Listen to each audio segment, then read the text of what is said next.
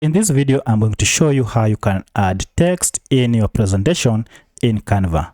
Now I have here a presentation of 10 pages, and as you can see, number 10 is blank, and because it is the last page, I'll just wish to add a thank you note on this presentation. Now to add a text, what you need to do is first to select the slide that you want to edit or to add the text. For my case, I want to add it on page 10. Then go ahead and select the text option, which is here, and then select the style.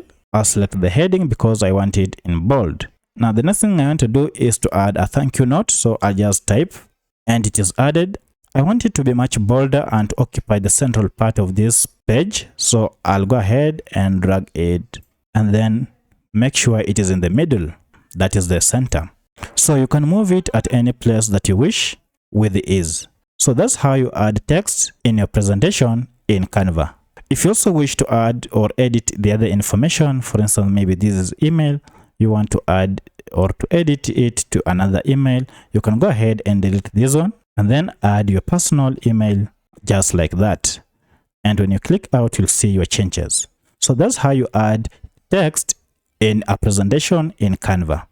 If you have any other question, kindly let me know in the comment section. Otherwise, kindly hit the like button and subscribe to this channel to support me.